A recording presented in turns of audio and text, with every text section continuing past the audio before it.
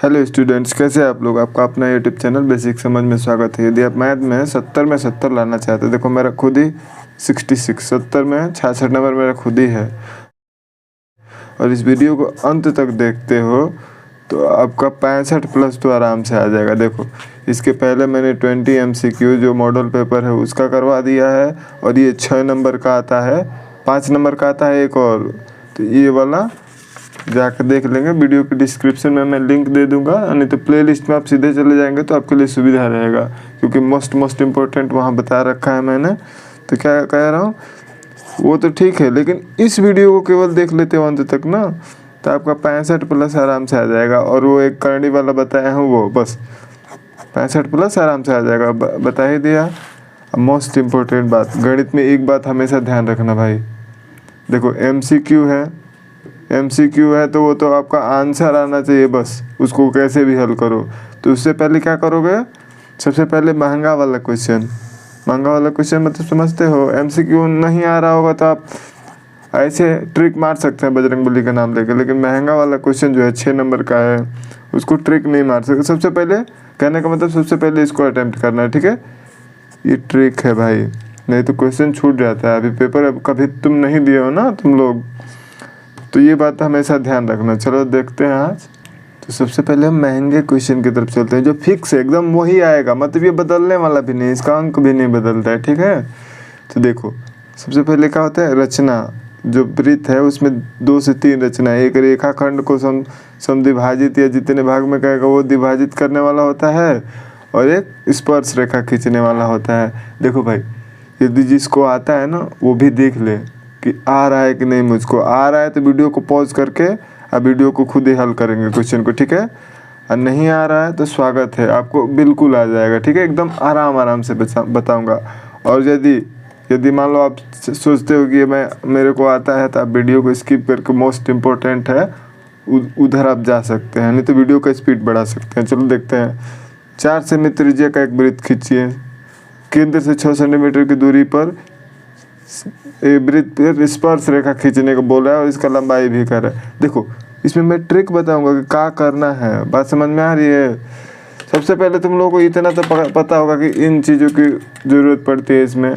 देखो भाई डायरेक्ट आप पेन से भी बना सकते हो, लेकिन उसे मिटा नहीं सकते, इसलिए पेंसिल से भी बना देना है। पेन से भी बना दोगे कोई बात नहीं, ठीक है, लेकिन पेंसिल से ट्राई करना, बना दें, ठीक है। चलो देखते हैं।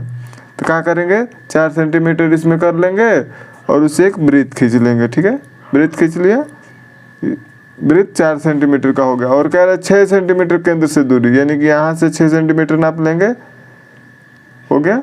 देखो जो कह रहे हैं वो पहले करना है, तो वृत्त बना ले, उसके बाद 6 सेंटीमीटर। अब इस बिंदु को देखो ध्यान से, और इस बिंदु को, यानी कि इस रेखा को क्या करोगे, समद्विभाजित करोगे। समद्विभाजित करने के लिए क्या करना पड़ता है, अरे कुछ भी ले लो ऐसे, उसे ऊपर नीचे काट दो, इससे ऊपर इससे ऊपर नीचे दोनों। तो इसको समद्विभाजित करने आता होगा। देखो आराम से ध्यान से सुनो, जब इसको समद्विभाजित कर लोगे ना तो ये बिंदु मिल जाएगा। मान लो कि ये बिंदु M मिल गया, ठीक है, M मिल गया ना। तो इस M को, M और 0 O है 0 नहीं, O सेंटर होता है ना। इस त्रिज्या से आप प्रकार को ऐसे लगा लेंगे, इस त्रिज्या से, और वृत्त खींच देंगे। वृत्त खींचोगे ना तो इस मेन वृत्त को इस 2 पॉइंट पे कट करेगा। 2 पॉइंट पे कट कर रहा है कि नहीं। अब उसी P को इस बिंदु से मिला देंगे, हो गया स्पर्श रेखा, खिंचा गया।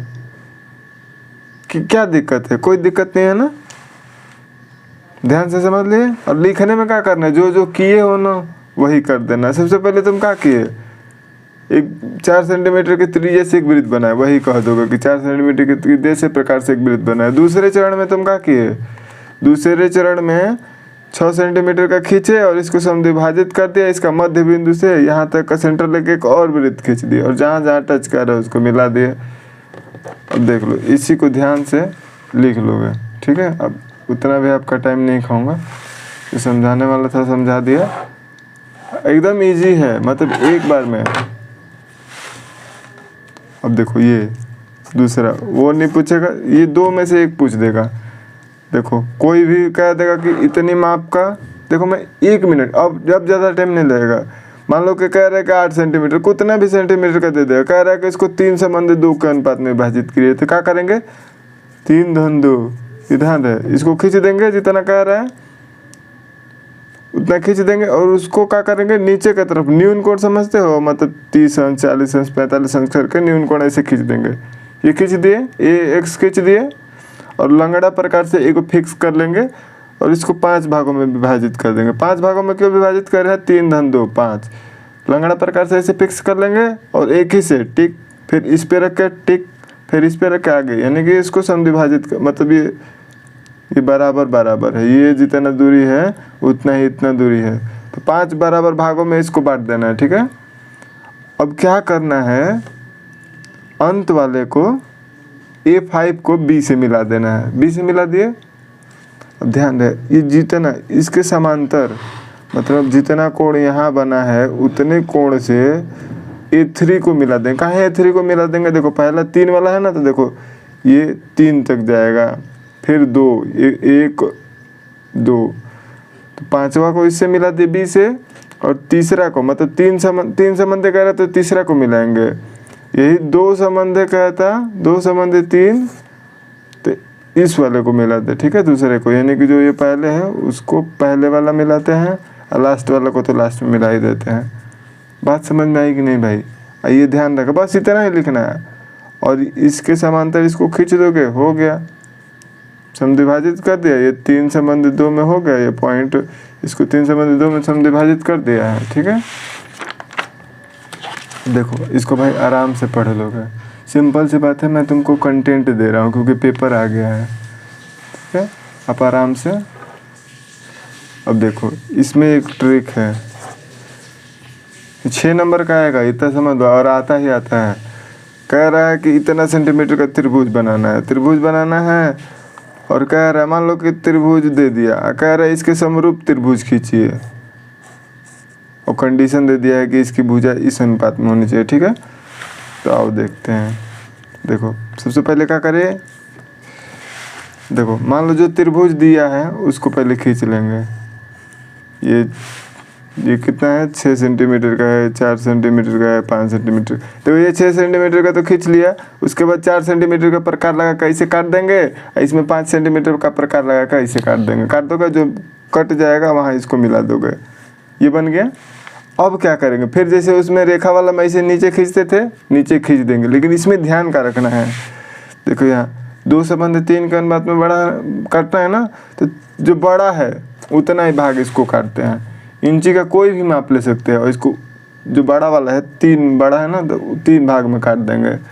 और ये ध्यान रहे भाई, देखो भाई, देखो 2 3, देखो सिंपल सी बात है, जो नया वाला बन रहा है ना वो छोटा होगा इससे, दिख रहा है कि नहीं, 2/3 मतलब छोटा है, तो छोटा है तो उसके लिए यही ट्रिक है कि छोटा है। मान लो यहाँ 2 संबंध 3 दे रहा है ना, यदि कुछ और देता तो अभी बता रहा हूँ, 2 संबंध 3 दिया है तो क्या करोगे, क्या करोगे, देखो ये मेन वाला है हमारा त्रिभुज जो दिया है,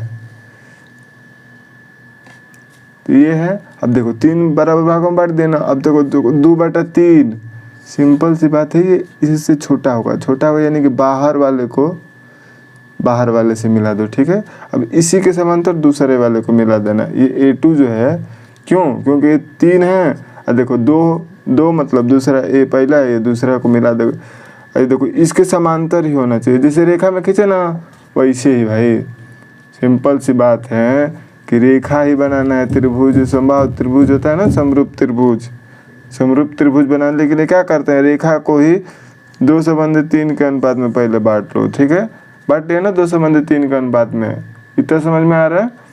2 संबंध 3 के अनुपात में बांट लिए, तो उसके बाद क्या करोगे, इसको ये जो है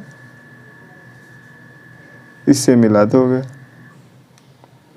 अरे भाई ये जो C' देखो रेखा में क्या हो रहा था, थोड़ा ध्यान दे दो, रेखा में क्या हो रहा था, ये 3 संबंध 2 के अनुपात में बांटने आ रहा था ना तुमको, तो यहाँ 5 भाग कर रहे हैं, लेकिन यहाँ 5 भाग नहीं करना है, जो बड़ा वाला है उतना ही भाग करना है। ठीक है, मान लो 2 संबंध 3 कर रहा है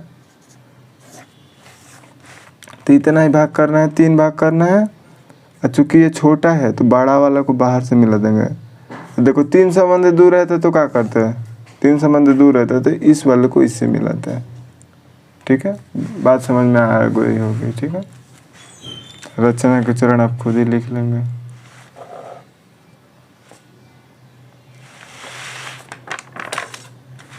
देखो मोस्ट इम्पोर्टेंट क्वेश्चन अब आते हैं। अब मज़ा आएगा सबको, इससे पहले लड़के बोर हो जाते होंगे।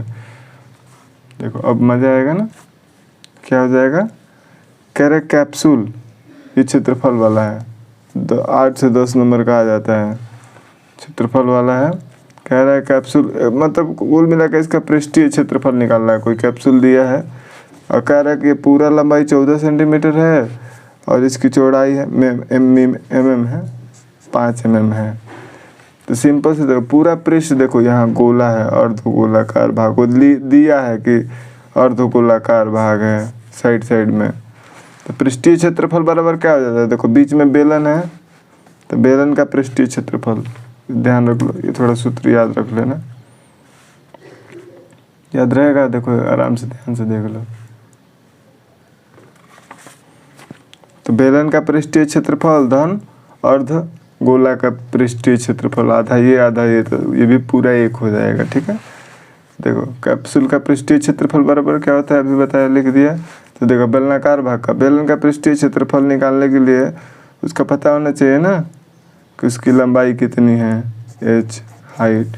तो हाइट कितनी हो जाएगी? अरे पूरा 14 है तो बेलन वाला 2.5 सेंटीमीटर इधर से गया, 2.5 mm इधर से गया, 2.5 mm इधर से। अरे इसका व्यास हो जाएगा ना गोले का, अर्धगोले का व्यास हो जाएगा 5 mm।